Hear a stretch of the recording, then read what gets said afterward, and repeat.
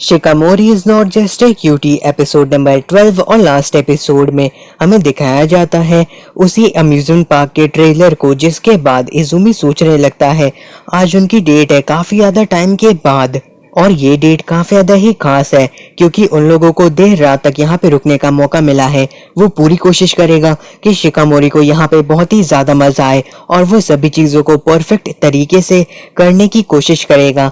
तभी वहाँ पे शिकामोरी आ जाती है, जिसे देख करके इजुमी पूरी तरीके से हैरान रहता है। शिकामोरी बताती है कि वो यहाँ पे आने वाली थी तो उसने अपने मदर के कोट को बोरो कर लिया। उसके बाद वो दोनों ही काफी ज्यादा एक्साइटेड हो जाते हैं अम्यूजमेंट पार्क के लिए। वहाँ अम्यूजमेंट पार्क के अंदर काफी ज्यादा ही भीड़ भी रहती है। शिकामोरी फिर इजुमी से कहने लगती है कि वो पहले क्या करना चाहेगा। तो फिर वो लोग एक कॉस्ट्यूम शॉप के अंदर जाते हैं जहाँ पे इजुमी उसे एक हेडबैंड लगाने को देता है।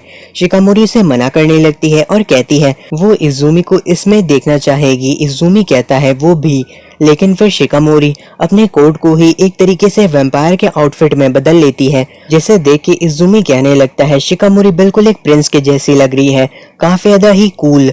उसके बाद वो लोग स्लीपिंग प्रिंसेस के राइड के अंदर आ जाते हैं जहाँ पे स्टोरी रहती है एक प्रिंसेस की जिसे कर्स मिला रहता है, जिसके कारण वो सो जाती है। और फिर कासल के अंदर से काफी सारे पेड़ आकर के उसे पूरी तरीके से ढक लेते हैं। ये जगह काफी ज्यादा ही खतरनाक हो जाती है, लेकिन फिर एक प्रिंस आता है जो कि प्रिंसेस को उसके कर्ज से आजाद करता है। शिकामोरी कहने लगती है उसे इसके बारे में पता ही नहीं था क्योंकि उसने उस स्टोरी बुक को ज्यादा ध्यान से पढ़ा नहीं था। ये सुन के इजुमी कहता है इससे कोई फर्क नहीं पड़ता। फिर वो कहता है यहाँ पे काफी ज्यादा ही अंधेरा है। तो फिर शिकामोरी कहती है उसे चिंता करने की जरूरत नहीं है, वो लोग यहाँ पे हॉरर और सस्पेंस का मजा ले सकते हैं जैसा कि बाकी सभी करने वाले हैं। और उन्होंने जो पहले मूवी देखी थी उसमें भी उन लोगों ने ऐसा ही किया था। तो फिर इजुमी कहता है फायरवर्क वाले टाइम पे उसने शिकामोरी के क्यूट साइड को देखा था और शायद शिकामोरी उसे सिर्फ और सिर्फ अपना क्यूट साइड ही दिखाना चाहती है, लेकिन असल में इजुमी चाहता है कि वो पूरी तरीके से शिकामोरी की सभी साइड को देखे। शिकामोरी फिर उसी रोमांस स्टोरी के बारे में सोचने लगती है और कहती है वो अपने सपने को अपने से ही जीना चाहती है। फिर शिकामोरी और इजुमी दोनों ही मुस्कुराना शुरू कर देते हैं और फिर वो लोग आगे जाते हैं। वहां अंदर काफी ज्यादा ही अंधेरा रहता है, लेकिन वो दोनों इससे और भी ज्यादा एक्साइटेड होते हैं। फिर उन लोगों को स्लीपिंग ब्यूटी की सारी के सारी स्टोरी दिखाई जाती है, लेकिन फिर इजुमी को वहां पे नींद आने लगती है क्योंकि जो वहां पे म्यूजिक बज रहा था वो काफी ज्यादा ही अच्छा था। इजुमी फिर सो जाता है, लेकिन शिकामोरी बाकी की स्टोरी को काफी ज्यादा ही ध्यान से देख रही रहती है। जिसके बाद प्रिंस और प्रिंसेस के सारा सीन आ जाता है और उसी किस की वजह से जो प्रिंसेस रहती है वो 100 सालों के बाद अपने कर्ज से आजाद हुई थी। शिकामोरी फिर जाती है इजुमी को किस करने के लिए, लेकिन फिर जो उनकी राइड रहती है वो खत्म हो जाती है। इजुमी कहता है वो तो आखिर में सो ही गया था। तो फिर शिकामोरी कहती है इस बार उन्हें एक ऐसी राइड के अंदर जाना चाहिए जिसके अंदर कम भीड़ हो, और फिर वो इजुमी का हाथ पकड़ के उसे लेते जाती है। इजुमी बस उसे ही देखे जा रहा रहता है। फिर हमें दिखाया जाता है इजुमी शिकामोरी का हाथ पकड़ के लेके जाता है और शिकामोरी उसे देखती रहती है। और फिर इजुमी कहता है उन्हें ज्यादा जल्दी करने की जरूरत नहीं है क्योंकि उनके पास काफी टाइम है।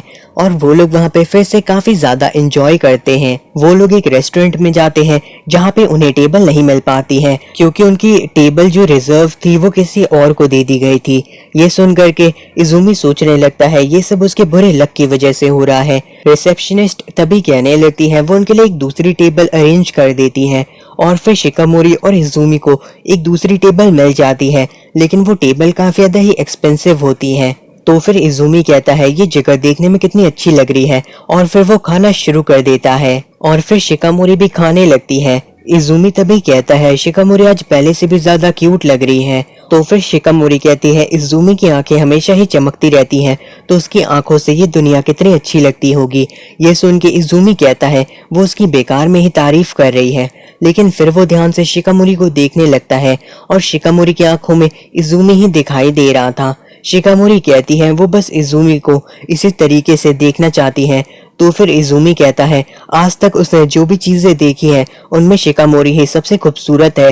ये सुन के शिकामोरी शर्माने लगती है और फिर हमें दिखाया जाता है वो लोग वहां से जाने लगते हैं। तभी इज़ुमी कहता है उनके पास अभी भी काफी टाइम है, तो वो कहाँ जाना चाहेंगी। तो फिर शिकामोरी कहती है वो वही सारी चीजें करना चाहेंगी जो कि उस कमर्शियल ट्रेलर के अंदर थी, और शिकामोरी इसे लेकर के काफी ज्यादा ही सीरियस रहती है। इज़ुमी ये सुन के कहता है अगर उसने फैसला कर लिया है तो फिर उन लोगों को अभी वक्त बर्बाद नहीं करना चाहिए। और फिर वो शिकामोरी का हाथ पकड़ लेता है और कहने लगता है आखिर शिकामोरी कमर्शियल के अंदर की कौन सी चीज करना चाहती है। क्या वो एक छोटी लड़की का हाथ पकड़ना चाहती है एक पेरेंट की तरह, या फिर उन ओल्ड मैन की तरह और ओल्ड वुमेन की तरह जो कि एक दूसरे का हाथ पकड़ के चल रहे रहते हैं। शिकामोरी कहती है वो उसके बारे में बात नहीं कर रही है। तो फिर इज़ुमी कहता है आखिर वो किस बारे में बात कर रही थी। तो फिर शिकामोरी कहती है कि उन लोगों को अभी पहले चल करके कहीं पे वॉक करनी चाहिए। और फिर इज़ुमी कहता है वो लोग जा सकते हैं एक जगह पे जहाँ पे वो लोग सनराइज देख पाएंगे। तो फिर शिकामोरी कहती है ठीक है, उसका प्रिंस उसे जहाँ ले जाएगा वो वहां जाएगी। इज़ुमी फिर सोचता है आखिर शिकामोरी क्या चाहती थी, और फिर उसे समझ में आ जाता है वो किस चीज के बारे में बात कर रही थी। फिर वो दोनों बोट के अंदर बैठ जाते हैं और वहां की लेक के अंदर से नजारा काफी अच्छा लग रहा था। इज़ुमी काफी ज्यादा ही नर्वस रहता है क्योंकि उसे कमर्शियल के अंदर की सारी चीजें समझ में आ गई थी। और फिर इज़ुमी कहने लगता है वो लोग यहाँ पे जब से आए हैं उन्होंने कोई फोटो नहीं ली है। फिर वो दोनों एक दूसरे के करीब आके फोटो लेने लगते हैं, लेकिन फिर पूरे के पूरे अम्यूजमेंट पार्क के अंदर ही पावर कट हो जाता है। इज़ुमी ये देख के कहता है उसकी बुरी किस्मत फिर से यहाँ पे आ गई है, वो लोग उतनी खूबसूरत नजारे के अंदर फोटो नहीं ले पाए। फिर शिकामोरी कहने लगती है लगता है ये बोट यहीं पे रुक गई है, और फिर वो इज़ुमी का हाथ पकड़ लेती है और फिर वो कहती है वो लोग अपने स्मार्टफोन का इस्तेमाल कर सकते हैं। इज़ुमी कहता है उसने कभी भी नहीं सोचा था कि ऐसा कुछ होगा, वो माफी चाहता है।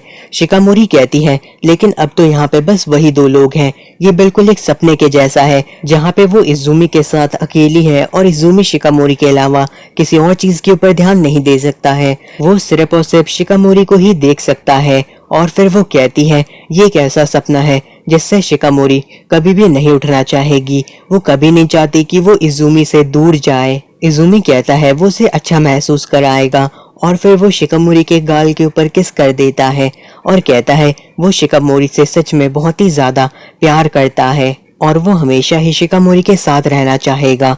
ये सुनकर के शिकामोरी इज़ुमी को पकड़ लेती है और वहां की लाइट भी वापस आ जाती है। शिकामोरी कहती है वो थोड़ी देर तक ऐसे ही रहना चाहेगी।